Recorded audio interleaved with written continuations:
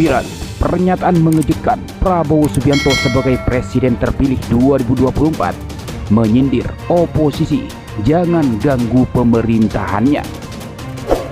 Sontak hal itu menuai respon menohok. Terbaru, Anies menyatakan harus melakukan perlawanan ketika penguasa menjalankan kekuasaan tanpa batas. Penguasa menjalankan kekuasaan tanpa batas. Hadapi, lawan, dan bila itu harus jiwa raga, jiwa raga.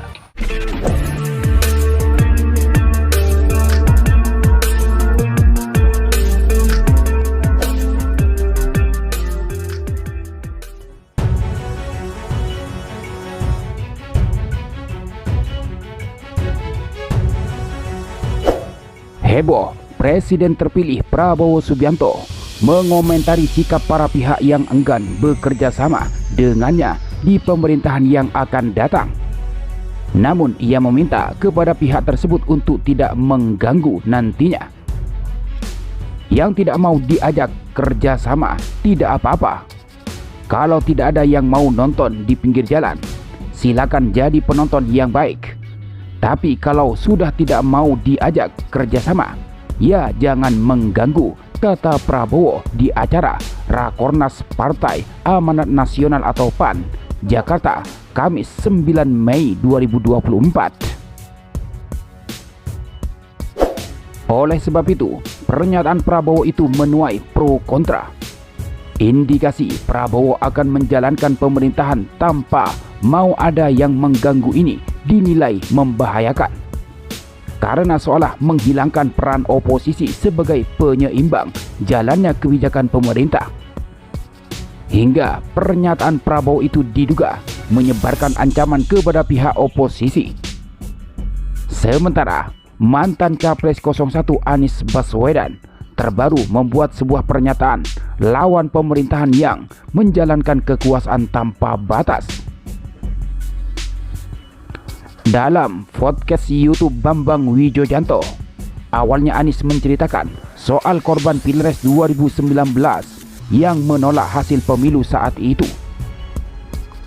Anies mengatakan bahwa Pilpres adalah kompetisi yang harus dijaga ambang batas dalam menyikapi pemilu agar tidak terjadi korban seperti Pilpres 2019 lalu. Ia tidak melakukan perlawanan dengan mengerahkan massa menolak putusan MK, karena dia tidak ingin hal serupa terjadi pada Pilpres 2024. Maka Anies menghormati putusan MK dengan kemenangan pasangan 02 Prabowo Gibran. Tapi Anies tetap memberi catatan tentang dugaan pelanggaran pada proses pemilu 2024 itu. Selanjutnya, Anies juga menegaskan dan menekankan ada masa untuk memberi perlawanan baik jiwa dan raga.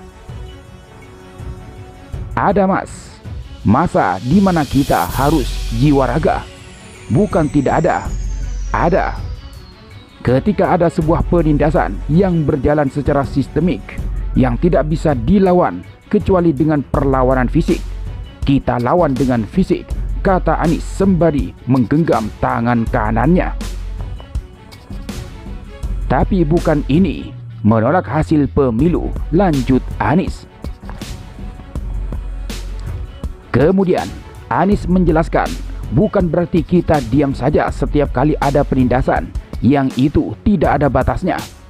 Justru jika tindakan sudah tidak ada batasnya, maka tidak segan untuk memberi perlawanan.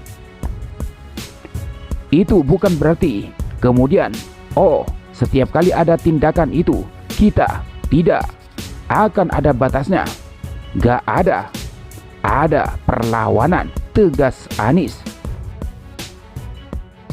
Lalu, mantan aktivis UGM itu menegaskan kembali bahwa jika ada penindasan akan memberi perlawanan. Ada perlawanan. Nanti tidak. Nanti kalau gitu, kalau ada penindasan, ada ini, kita gak usah melawan karena takut ada korban. Jangan. Ada masa di mana itu harus dihadapi, kata Anies. Mantan Gubernur DKI Jakarta itu juga dengan tegas mengatakan, Jika penguasa yang menjalankan kekuasaan tanpa batas, maka harus dihadapi dan dilawan dengan segenap jiwa dan raga. Ketika penguasa menjalankan kekuasaan tanpa batas dan tidak bisa lagi kecuali dengan perlawanan, hadapi, lawan. Dan bila itu harus jiwa raga, tegas Anies sambil gebrak kursi. Akan tetapi Anies juga mengatakan perlawanan itu bukan untuk pemilu Pilpres 2024 karena pemilu hanya kompetisi. Tapi bukan ini. Ini hanya sebuah kompetisi yang ada batasnya, tutup Anies. Sementara respon Partai Keadilan Sejahtera atau PKS menegaskan bahwa kontrol terhadap pemerintah itu wajib. Ketua DPP Partai Keadilan Sejahtera atau PKS, Mardhani Alisera, menanggapi pernyataan Presiden RI terpilih periode 2024-2029 Prabowo Subianto. Mardhani mengatakan bahwa kontrol terhadap pemerintah tetap wajib dilakukan, meskipun menurut dia tidak ada yang salah dengan pernyataan Prabowo. Pak Prabowo benar, jangan ganggu pemerintah. Orang menang pemilu kok. Tapi kontrol pemerintah wajib, kata Mardhani Alisera, dikutip dari Kompas TV, Sabtu 11 Mei. Dia juga menyebutkan bahwa PKS selama hampir 2 periode pemerintahan Presiden Joko Widodo atau Jokowi selalu menjadi oposisi pemerintah. Oleh karena itu, tidak ada salahnya memberikan kritik kepada pemerintahan. Tetapi kritik yang membangun, bukan kritik yang merusak. PKS selama ini oposisi, tapi kritis dan konstruktif. Gak boleh kritis yang merusak. Indonesia milik kita bersama, ujar Mardhani Alisera.